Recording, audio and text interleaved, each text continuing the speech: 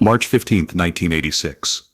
Rodolfo Cuenca sat in a Geneva hotel room counting money that didn't belong to him. Stacks of $100 bills covered the bed, the desk, the floor, $500 million in cash, gold certificates, and bearer bonds, the largest fortune any Filipino had ever seen in one place. 23 days earlier, Ferdinand Marcos had fled the Philippines in disgrace. But before he escaped, he had given Rodolfo Cuenca a simple mission. Take this money to Switzerland and wait for instructions. Keep it safe until the boss could reclaim his throne. Cuenca had other plans. He was about to commit the biggest theft in Philippine history. Not from the Filipino people, Marcos had already done that. From Ferdinand Marcos himself. The bagman was about to bag the boss, and when he disappeared into the Swiss banking system that morning, he would take with him not just Marcos's money, but the secrets that could destroy what was left of the dictator's empire. To understand how Rodolfo Cuenca became the man who stole from Ferdinand Marcos, you need to understand what kind of man becomes a professional bagman for a dictator. Cuenca wasn't a politician or a businessman or a military officer. He was something more valuable and more dangerous. He was invisible. For 15 years, Rodolfo Cuenca had been Ferdinand Marcos's most trusted financial courier. While other cronies fought for cabinet positions and public recognition, Cuenca worked in the shadows. He carried briefcases full of cash between Manila and Hong Kong. He managed numbered accounts in Singapore and Switzerland. He converted pesos into gold, gold into dollars, dollars into real estate. Most importantly, he never asked questions and never kept records that anyone else could find. Cuenca knew where every major Marcos asset was hidden. Swiss bank account numbers that Imelda had forgotten, New York real estate purchased under shell company names, art collections stored in London warehouses, gold bars buried in Philippine military installations. He was the only person alive who could map the entire Marcos fortune, and that made him either the most valuable ally Ferdinand Marcos had, or his most dangerous enemy. The relationship between Marcos and Cuenca had always been built on mutual necessity rather than trust. Marcos needed someone who could move massive amounts of money without creating paper trails. Cuenca needed someone who could protect him from the legal consequences of moving that money. But their partnership had a fundamental flaw. It required Marcos to remain in power. As long as Ferdinand Marcos was president of the Philippines, Rodolfo Cuenca was untouchable. The moment Marcos lost power, Cuenca became a man who knew too much about too many crimes.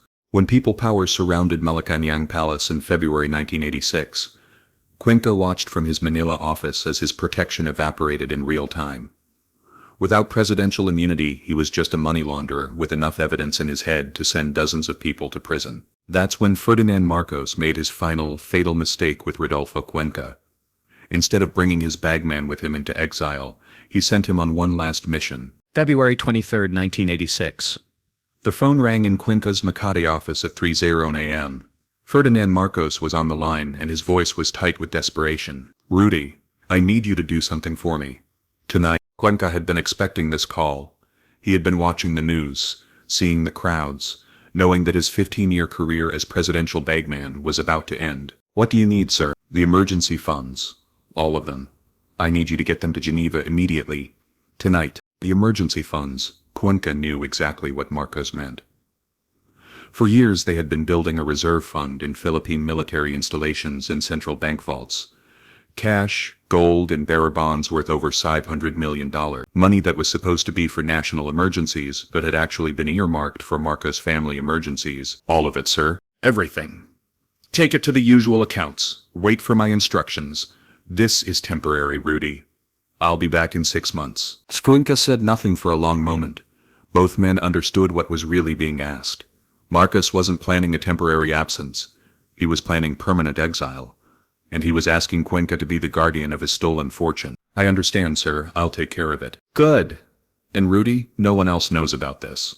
No one. That was Marcos's second mistake. He had just told the only person who knew about his secret money that no one else knew about his secret money. Over the next 48 hours, as Ferdinand and Imelda Marcos fled to Hawaii, Rodolfo Cuenca executed the most complex financial extraction in Philippine history. Using military contacts loyal to the old regime, he gained access to emergency reserves that the new government didn't even know existed. Cash from central bank emergency vaults, gold bars from military installations, bearer bonds from development fund accounts that had never been audited, securities from pension funds that existed only on paper. Within 2 days, Cuenca had assembled a mobile fortune worth more than the annual budget of most countries, and he was the only person on Earth who knew it existed. March 1st, 1986. Cuenca arrived in Geneva, carrying 3 suitcases and a briefcase full of account numbers. To Swiss bank officials, he was just another wealthy Filipino moving money to safety during political turbulence. They had been seeing a lot of that lately. What they didn't know was that Cuenca wasn't depositing the money in Marcos' family accounts. He was opening new accounts in his own name. The plan was elegant in its simplicity. Marcos had given him access to $500 million and told him that no one else knew about it. The new Philippine government was too busy trying to stabilize the country to audit turted accounts they didn't know existed. The Swiss banking system was designed to protect account holder privacy above all else. Cuenca could make the money disappear into the Swiss system, and no one would be able to prove it had ever existed. But stealing from Ferdinand Marcos required more than just moving money. It required making sure that Ferdinand Marcos could never come looking for it. That's when Cuenca made the most brilliant decision of his criminal career. He didn't just steal the money, he stole the records. Over 15 years as Marcos's bagman, Cuenca had accumulated copies of every major financial transaction the family had made. Bank account numbers, real estate purchases, art acquisitions, gold movements. He had kept these records as insurance in case Marcos ever tried to betray him. Now he realized these records were worth more than insurance. They were leverage. On March 10, 1986, Cuenca made 2 phone calls that would change his life forever. The first was to a Swiss lawyer, arranging for the sealed deposit of documents that detailed the complete scope of Marcos' family financial crimes. The second was to Ferdinand Marcos in Hawaii. "Sir, we have a problem." Marcos, still adjusting to exile and expecting news about his hidden fortune, was unprepared for what came next. "What kind of problem, Rudy?" "The new government has frozen the accounts. All of them. They know about the emergency funds." This was a lie. The Aquino government didn't know about the emergency funds because they didn't know Rodolfo Cuenca existed. "How much did they get?" "Everything, sir. 500 million. They're calling it recovery of stolen assets." Marcos was silent for a long time. "Then, what about the other accounts? The ones in Singapore and Hong Kong?" "Those are safe for now. But sir, I need to disappear for a while. If they captured the records, they'll be looking for me next." Another lie. But a lie that served Cuenca's purposes perfectly. "Do what you have to do, Rudy. Keep the remaining accounts secure. I'll contact you when it's safe." "Yes, sir. I'll wait for your instructions." Ferdinand Marcos never gave those instructions, because 3 days later, Rodolfo Cuenca ceased to exist. On March 13, 1986, Cuenca walked into a Geneva plastic surgery clinic. 2 weeks later, he walked out as Robert Cruz, a Spanish businessman with a different face, different fingerprints, and $500 million in untraceable accounts. But Cuenca's theft was more sophisticated than just taking the money and running. He had created the perfect crime, a theft that the victim couldn't report without confessing to even greater crimes. If Ferdinand Marcos wanted to reclaim his $500 million, he would have to admit that he had stolen it from the Philippine people. He would have to provide documentation of accounts that were established through money laundering. He would have to confess to crimes that would make extradition from Hawaii to Manila not just possible, but inevitable. Marcos was trapped. He couldn't recover his stolen money without proving that it was stolen money. Meanwhile, the man formerly known as Rodolfo Cuenca began his new life as one of Europe's most mysterious wealthy recluses. Robert Cruz owned vineyards in France, ski chalets in Switzerland, and art collections in London. He spoke perfect Spanish, claimed to have made his fortune in South American mining, and never talked about politics. For 3 years the theft was perfect. Ferdinand Marcos never publicly mentioned the missing 500 million, because he couldn't publicly admit it had existed.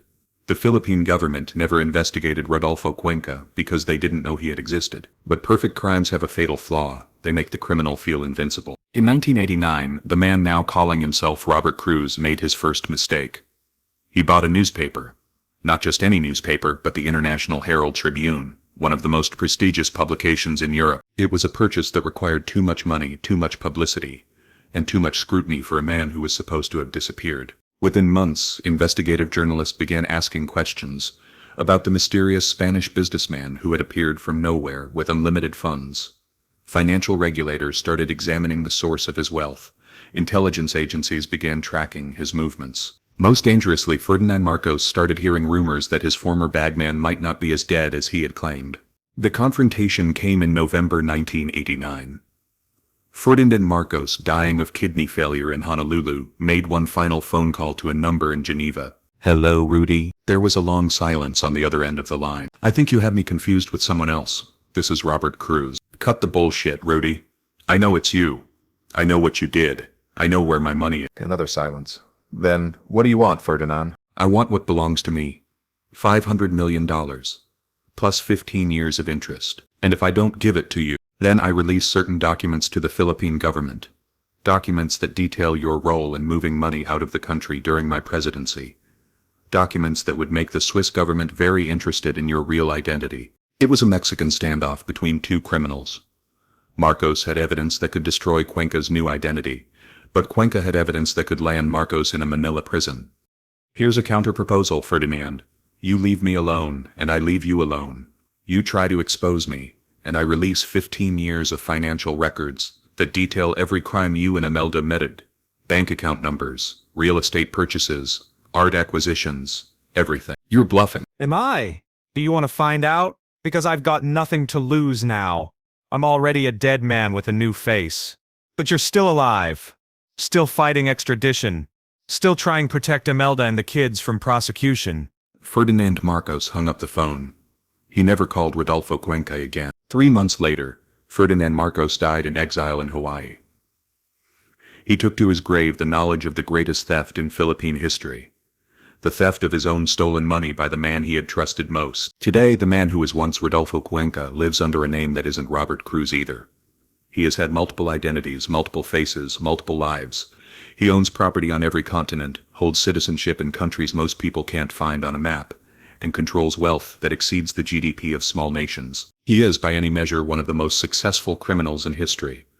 Not because of what he stole, but because of how perfectly he stole it. The Philippine government has never recovered the $500 million because they never knew it was missing.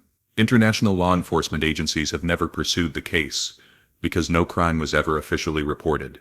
Swiss banking authorities have never frozen the accounts because Ferdinand Marcos never filed a complaint. Rodolfo Cuenca committed the perfect crime, stealing stolen money from a thief who couldn't report the theft without confessing to greater thievery. But perhaps the most perfect part of Cuenca's crime wasn't the theft itself.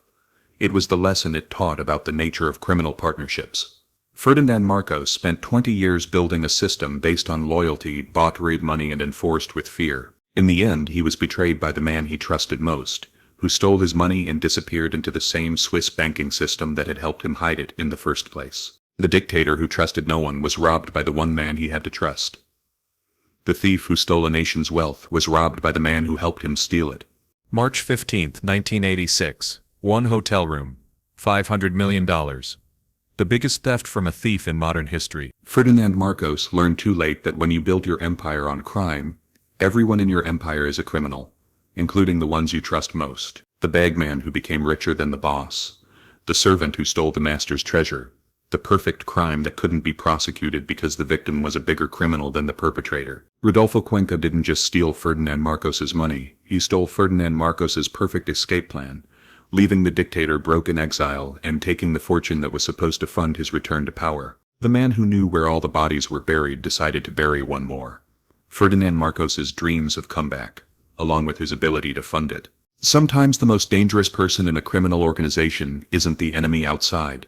It's the friend inside who knows all your secrets and has access to all your money. Ferdinand Marcos never saw it coming, until it was too late to stop it.